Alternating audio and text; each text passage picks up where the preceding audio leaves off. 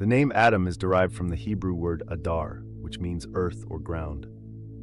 This etymology is significant because Adamar can specifically refer to dark or fertile soil, often found in regions with rich, dark earth. The implication here is that Adam, the first human created by God, could be symbolically linked to this dark earth, suggesting a darker complexion. Genesis 2 verse 7 states, "Then the Lord God formed a man from the dust of the ground and breathed into his nostrils the breath of life, and the man became a living being." The dust of the ground in this context is Adamar, further reinforcing the connection between Adam and the dark, fertile earth. In ancient Hebrew culture, the symbolism of dark earth was associated with fertility, life, and sustenance. This connection is not merely linguistic, but also cultural, as the dark, fertile soil was essential for agriculture and survival. Therefore, Adam being created from this substance highlights his intrinsic link to life and productivity, attributes often metaphorically associated with darker skin tones. Moreover, archaeological and historical evidence points to early humans in the region where these biblical events are believed to have occurred, likely having darker skin. The cradle of civilization, often located in parts of Africa and the Middle East, was home to people with varying shades of brown skin. The question of Adam's skin color has been a subject of theological debate and controversy for centuries.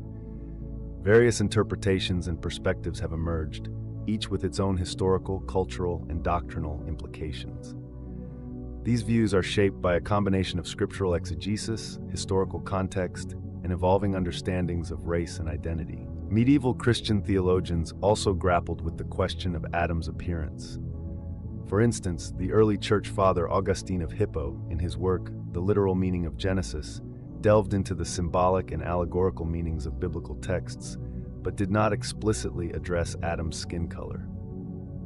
However, Augustine's African heritage and the diverse Christian communities in North Africa during his time suggest a recognition of racial and ethnic diversity in early Christian thought. In contrast, during the Enlightenment, European scholars began to interpret biblical texts through a more literal and scientific lens. This period saw the rise of racial theories that often reflected and justified colonial and imperial agendas. Some scholars attempted to link biblical genealogies to contemporary racial classifications, leading to interpretations that often marginalized or misrepresented non-European peoples. For example, the curse of Ham narrative in Genesis 9:20-27 was misused to justify slavery and racial discrimination, despite the fact that the curse was placed on Canaan, not Ham, and had no basis for racial differentiation. Modern biblical scholarship and theology have sought to rectify these misinterpretations by emphasizing the inclusive and universal nature of the biblical narrative. Scholars such as Kane Hope Felder and Renita Weems have highlighted the presence and significance of African and Afro-Asiatic peoples in the Bible, challenging Eurocentric readings of Scripture. They argue that recognizing the ethnic and racial diversity of biblical characters, including Adam, enriches our understanding of the text and its relevance to all humanity. The question of Adam's skin color also intersects with broader discussions about race and identity in the church. The Black theology movement, emerging in the 1960s and 1970s, sought to affirm the dignity and worth of Black people in the face of systemic racism and oppression. Theologians such as James Cone argued that traditional interpretations of Christianity often marginalized Black experiences and perspectives. By reinterpreting biblical narratives through the lens of Black liberation, they highlighted the significance of African and African-descended peoples in God's salvific plan. In addition to theological debates, cultural representations of Adam and other biblical figures have also played a role in shaping perceptions of race and identity. Western art and iconography have traditionally depicted Adam, Eve, and other key biblical characters with European features, reflecting the cultural and racial biases of the artists and their societies.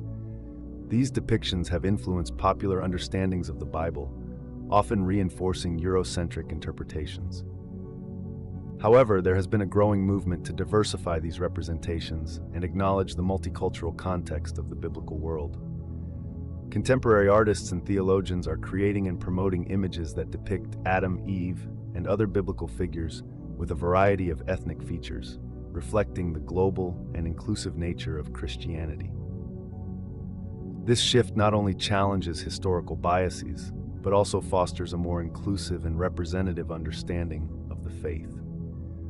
Another important aspect of the debate is the intersection of genetics and biblical narratives.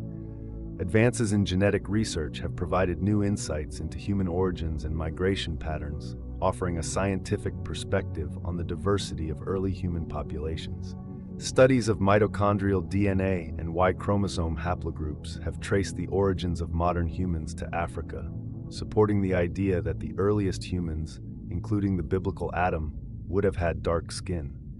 These findings align with the scriptural and historical evidence of an Afro-Asiatic origin for humanity, reinforcing the inclusive nature of the biblical narrative.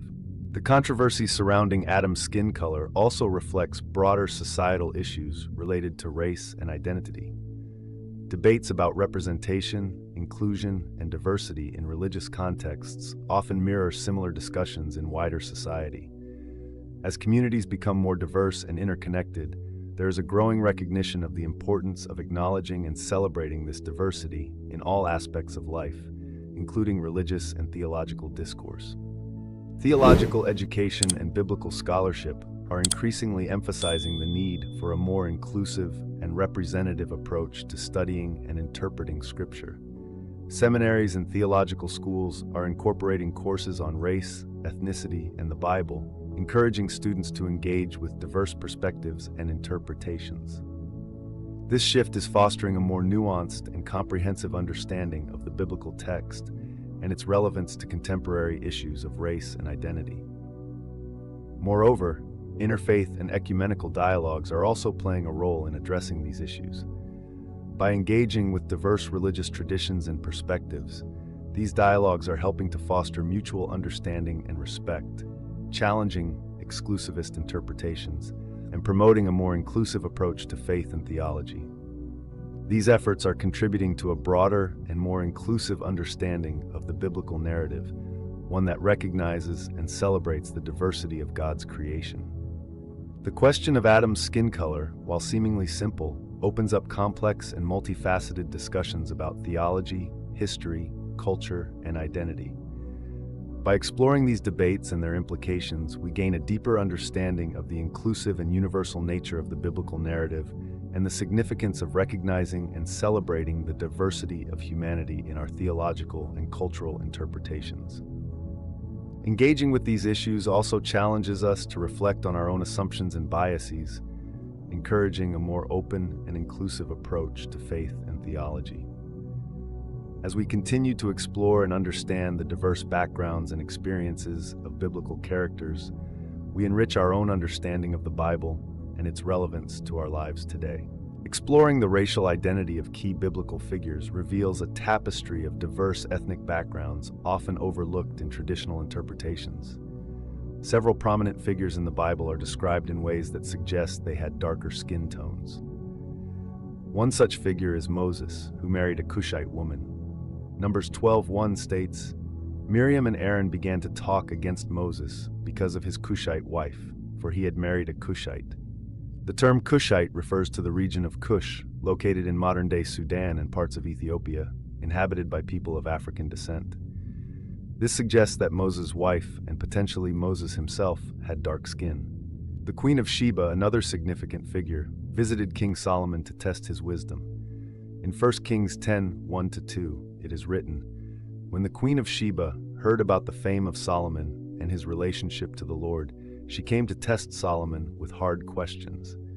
Arriving at Jerusalem with a very great caravan, with camels carrying spices, large quantities of gold and precious stones, she came to Solomon and talked with him about all that she had on her mind."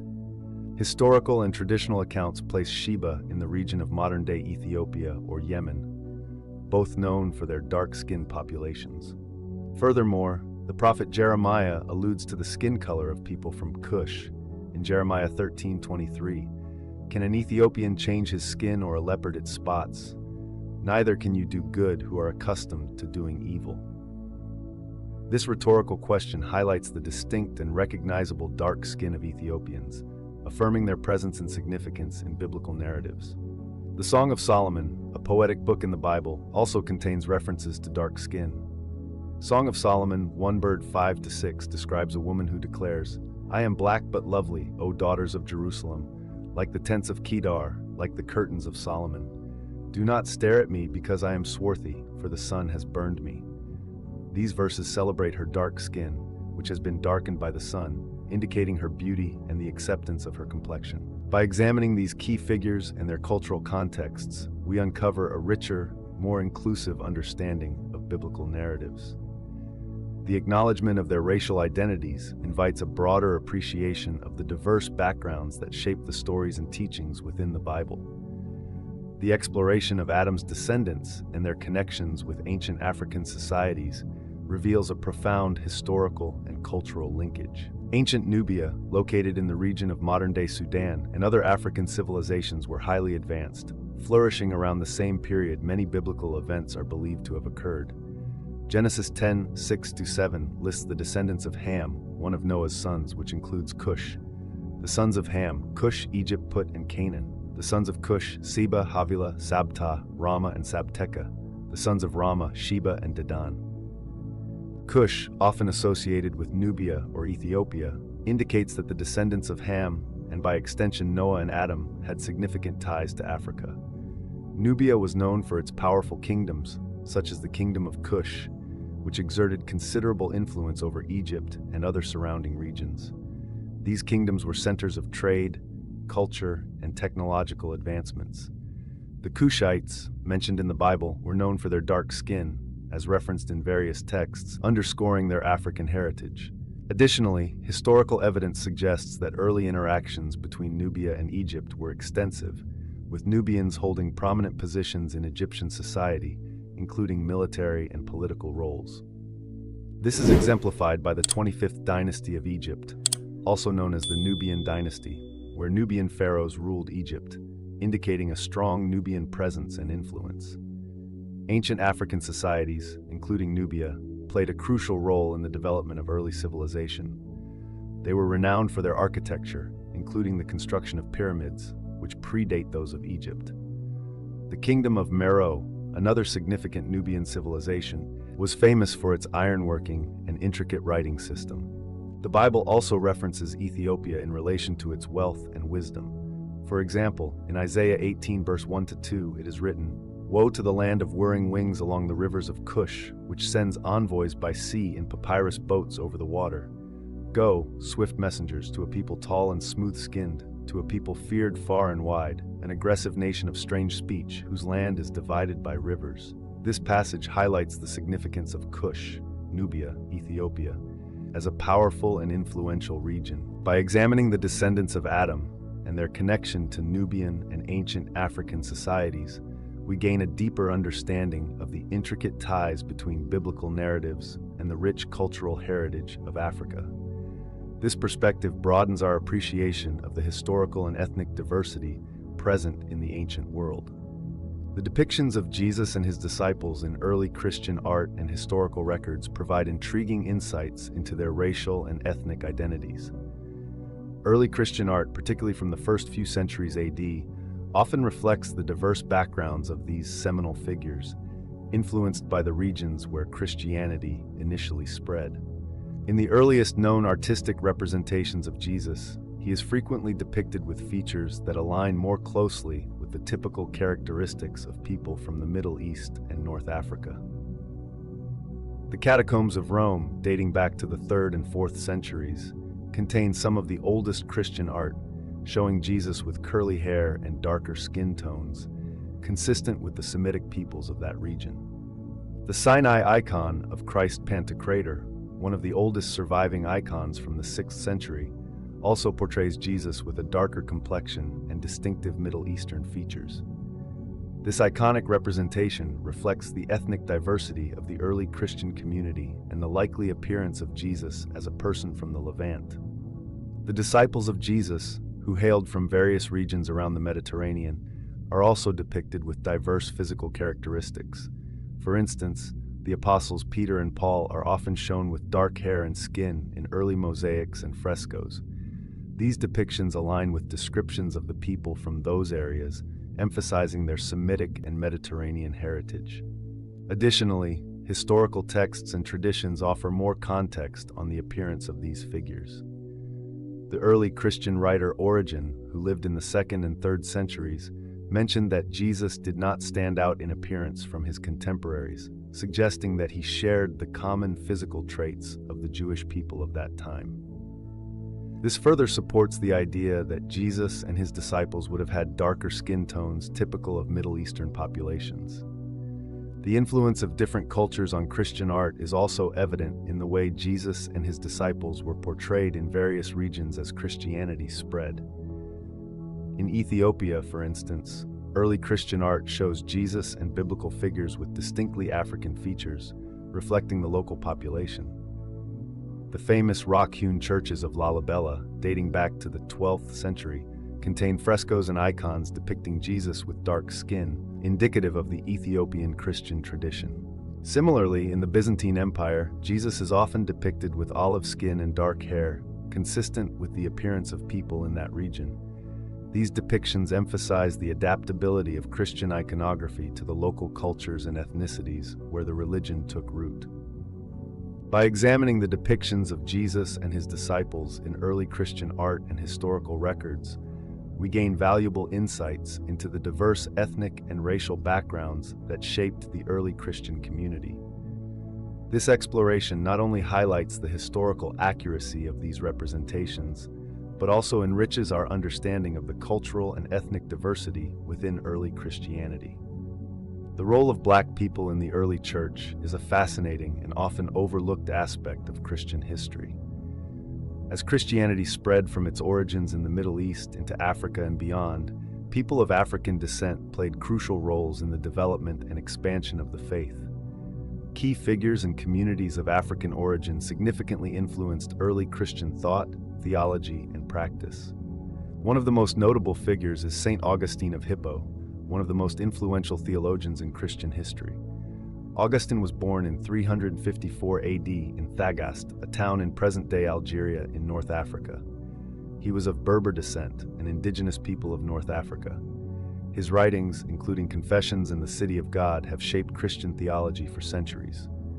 Augustine's work addressed crucial theological issues such as the nature of sin, grace, and the Trinity, and his influence extends across both Western and Eastern Christian tradition. Another significant African figure is Athanasius of Alexandria, also known as Athanasius the Great. Born in 296 AD in Alexandria, Egypt, Athanasius was a staunch defender of Trinitarian doctrine against Arianism, which denied the full divinity of Jesus Christ. His theological contributions were pivotal during the early church councils, particularly the Council of Nicaea in 325 AD.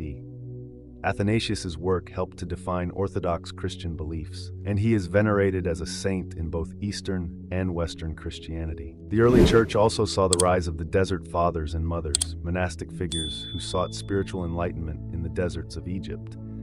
Among them was Anthony the Great, an Egyptian Christian who is often considered the father of monasticism. Born in 251 AD, Anthony lived a life of asceticism and deep spiritual devotion, attracting many followers who sought to emulate his way of life. The monastic tradition he inspired became a cornerstone of Christian spirituality, influencing monastic practices throughout Christendom. Moreover, the Ethiopian Orthodox Church, one of the oldest Christian communities in the world, has a rich history dating back to the 4th century. The introduction of Christianity to Ethiopia is traditionally attributed to Saint Frumentius, a missionary who became the first bishop of Aksum. Frumentius, a Greek-speaking Phoenician, was shipwrecked in Ethiopia as a boy and later served as a tutor to the future king Ezana. Under Frumentius's influence, Ezana converted to Christianity, making Ethiopia one of the first nations to officially adopt the faith. In addition to these prominent figures, Black people played essential roles as missionaries, martyrs, and ordinary believers in the early church. The Acts of the Apostles recounts the story of the Ethiopian eunuch, an important official in the court of the Candace, Queen of Ethiopia, who was baptized by Philip the Evangelist. This event, described in Acts 8:26-39, signifies the early spread of Christianity into Africa and the inclusion of Africans in the nascent Christian community. African Christians also made significant contributions to the intellectual and theological life of the early church. Tertullian, born in Carthage, modern-day Tunisia, around 155 AD, was an early Christian apologist and theologian. He is credited with coining the term Trinity to describe the Father, Son, and Holy Spirit, and his writings laid the groundwork for later theological developments. Tertullian's works, such as Apologeticus and the Prescription Against Heretics, remain influential in Christian theology. Another notable African theologian is Cyprian of Carthage, a bishop and martyr who lived during the 3rd century. Cyprian's writings addressed issues of church unity, the role of bishops, and the nature of sacraments. His emphasis on the unity and authority of the church was crucial during a time of significant theological and political challenges. The early church also saw the emergence of African Christian communities that maintained distinct liturgical and theological traditions. The Coptic Orthodox Church of Alexandria, founded by St. Mark the Evangelist, developed a rich tradition of worship, theology, and monasticism. Coptic Christians have endured centuries of persecution and cultural upheaval, yet their traditions and contributions to Christianity remain vital. Furthermore, African Christians were among the early martyrs who faced persecution for their faith. Perpetua and Felicitas, 2 young women from Carthage, were martyred in 203 AD during the reign of Emperor Septimius Severus. Their story is recorded in the Passion of Saints Perpetua and Felicitas, an early Christian text that provides a powerful testament to their faith and courage. These martyrs are venerated as saints and serve as enduring symbols of the early church's struggles and triumphs. The influence of African Christians extended beyond the continent. Many African theologians and thinkers traveled to other parts of the Roman Empire, bringing with them their perspectives and interpretations of Christian doctrine. This exchange of ideas enriched the theological discourse of the early church and helped shape the development of Christian thought. African Christians also played a crucial role in the spread of monasticism to other regions. The monastic communities established by figures like Anthony the Great inspired similar movements in Europe and the Middle East. The principles of asceticism, communal living, and spiritual discipline practiced by the Desert Fathers and Mothers became foundational to Christian monastic traditions worldwide. In addition to their theological and spiritual contributions, African Christians were also involved in the social and political life of their communities. Many held positions of influence and used their status to advocate for justice and charity. For example, Pachomius, an Egyptian Christian who founded communal monasticism, established a network of monasteries that provided social services, education, and care for the poor. The early church's integration of African Christians and their contributions underscores the universal nature of Christianity. The faith transcended ethnic and cultural boundaries, drawing people from diverse backgrounds into a shared religious community. The presence and influence of Black people in the early church challenge modern perceptions of Christian history and highlight the importance of recognizing the diverse roots of the faith. Exploring apocryphal accounts of Black people in the Bible offers a unique and insightful perspective on the presence and significance of African individuals and communities in biblical narratives. Apocryphal texts, often considered outside the canonical Bible, provide rich and sometimes alternative stories that highlight the diverse backgrounds of biblical characters. These texts, along with pseudepigrapha, add depth to our understanding of the cultural and ethnic diversity present in ancient biblical times. One prominent apocryphal figure is the Queen of Sheba, also known as Makeda in Ethiopian tradition. The Kebra Nagast, an ancient Ethiopian text, expands on her story significantly. While the canonical Bible mentions her visit to King Solomon in 1 Kings 10 and 2 Chronicles 9, the Kebra Nagast provides a detailed account of her lineage, wisdom, and relationship with Solomon. According to this text, the Queen of Sheba was of African descent and played a crucial role in establishing the Solomonic dynasty in Ethiopia. The story emphasizes her intelligence, leadership, and the significant cultural exchange between Israel and Ethiopia. One prominent apocryphal figure is the Queen of Sheba, also known as Makeda in Ethiopian tradition. The Kebra Nagast, an ancient Ethiopian text, expands on her story significantly.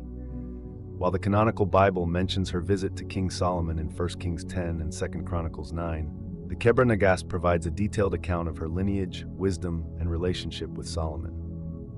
According to this text, the Queen of Sheba was of African descent and played a crucial role in establishing the Solomonic dynasty in Ethiopia. The story emphasizes her intelligence, leadership, and the significant cultural exchange between Israel and Ethiopia. The apocryphal Acts of the Apostles, particularly the Acts of Philip, provide additional insights into the spread of Christianity in Africa. The Acts of Philip recount the missionary journeys of Philip the Apostle, including his encounters with various African communities. These texts describe Philip's travels to Carthage, a prominent city in North Africa, where he preached the gospel and converted many locals to Christianity. This account underscores the early penetration of Christianity into the African continent and the active involvement of Africans in the early Christian movement. The Testament of Solomon, a pseudepigraphal text, offers a fascinating glimpse into the diverse backgrounds of the people involved in Solomon's court. This text, attributed to King Solomon himself, describes his interactions with various demons and spirits, some of whom are depicted as coming from distant lands, including Africa. The Testament of Solomon highlights the cosmopolitan nature of Solomon's reign and the diverse influences present in his court, reflecting the broader cultural and ethnic landscape of the ancient Near East. The Book of Enoch, an ancient Jewish text that is part of the pseudepigrapha, also contains references to African peoples. Enoch 85:1-8 describes the vision of Enoch regarding the descendants of Noah, mentioning the presence of dark-skinned people among the various nations. This text, widely read and influential in early Jewish and Christian traditions, underscores the recognition of African peoples in ancient religious narratives. The apocryphal Gospel of Bartholomew, another text outside the canonical Bible, describes the Apostle Bartholomew's missionary work in Africa. According to this account, Bartholomew traveled to various African regions, including Ethiopia, where he preached the gospel and performed miracles. This narrative highlights the early spread of Christianity in Africa and the significant role of African converts in the growth of the early church. The Infancy Gospel of Thomas, an apocryphal text focusing on the childhood of Jesus, contains stories that reflect the diverse cultural context of the time. One account describes Jesus' interaction with a group of children, including those of African descent. This story, though not found in the canonical Gospels, illustrates the inclusive nature of Jesus' ministry and the recognition of diverse ethnic backgrounds in early Christian literature. The Acts of Peter and Andrew, another apocryphal text, provide additional narratives involving African characters. These texts describe the missionary journeys of the apostles Peter and Andrew, including their travels to African regions. The Acts of Peter and Andrew highlight the apostles' encounters with African rulers and communities, emphasizing the spread of Christianity across different ethnic and cultural landscapes. The ancient text known as the Apocalypse of Elijah, part of the pseudepigrapha, also references African peoples. This text, which describes the end times and the role of various nations in the final judgment, includes mentions of African nations and their involvement in the eschatological events. The Apocalypse of Elijah underscores the global scope of biblical prophecy and the inclusion of African peoples in these divine narratives. The apocryphal Book of Adam and Eve, another text outside the canonical Bible, provides additional details about the early ancestors of humanity. This text elaborates on the lives of Adam and Eve after their expulsion from the Garden of Eden, including their interactions with their descendants, who spread across different regions, including Africa. The Book of Adam and Eve emphasizes the diverse backgrounds of early human communities and the presence of African peoples in these foundational stories. The Syriac Infancy Gospel, an apocryphal text focusing on the early life of Jesus, contains stories involving African characters. One account describes the visit of African magi to the infant Jesus, highlighting the recognition of his significance by people from diverse regions, including Africa. This narrative reflects the early Christian belief in the universal nature of Jesus' mission and the inclusion of people from different ethnic backgrounds in his story. The Acts of Thomas, another apocryphal text, describe the missionary journeys of Thomas the Apostle, including his travels to various African regions. The Acts of Thomas highlight Thomas's encounters with African rulers and communities, emphasizing the spread of Christianity across different ethnic and cultural landscapes. This narrative underscores the active involvement of Africans in the early Christian movement and their significant contributions to its growth. The apocryphal Protevangelium of James, an ancient text focusing on the early life of Mary, the mother of Jesus, contains references to African characters. One account describes the presence of African midwives during the birth of Jesus, highlighting the diverse cultural context of this pivotal event in Christian history. This narrative reflects the inclusive nature of early Christian literature and the recognition of diverse ethnic backgrounds in the story of Jesus' birth. The apocryphal history of Joseph the Carpenter, another text outside the canonical Bible, provides additional details about the life of Joseph, the earthly father of Jesus.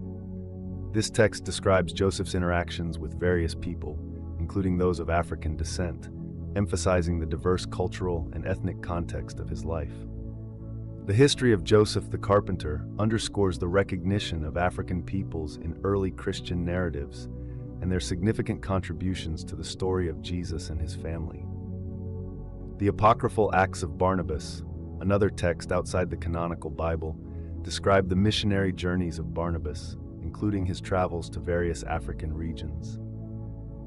The Acts of Barnabas highlight Barnabas's encounters with African rulers and communities, emphasizing the spread of Christianity across different ethnic and cultural landscapes. This narrative underscores the active involvement of Africans in the early Christian movement and their significant contributions to its growth. The recognition of Black people in these apocryphal accounts enriches our understanding of the diverse backgrounds and contributions of African individuals and communities in biblical narratives. These texts, often overlooked in traditional interpretations, provide valuable insights into the cultural and ethnic diversity present in ancient biblical times, highlighting the significant role of African peoples in the early Christian movement. In summary, the exploration of the presence and significance of Black people in the Bible, the etymology of Adam's name, and the contributions of African figures to early Christianity reveals a rich and diverse tapestry of human heritage. These discussions emphasize that the Bible includes people of all races and ethnicities, highlighting the universal message of God's love and salvation for all humanity. In summary, the exploration of the presence and significance of Black people in the Bible, the etymology of Adam's name, and the contributions of African figures to early Christianity reveals a rich and diverse tapestry of human heritage. These discussions emphasize that the Bible includes people of all races and ethnicities, highlighting the universal message of God's love and salvation for all humanity. The theological debates and historical interpretations surrounding Adam's skin color, as well as the cultural and genetic perspectives, further underscore the importance of recognizing and celebrating our shared human diversity. The Bible teaches us that all people are created in the image of God, as stated in Genesis 1:27. So God created mankind in his own image. In the image of God he created them.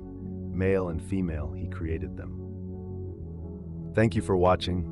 Please like, comment, and subscribe. God bless us all.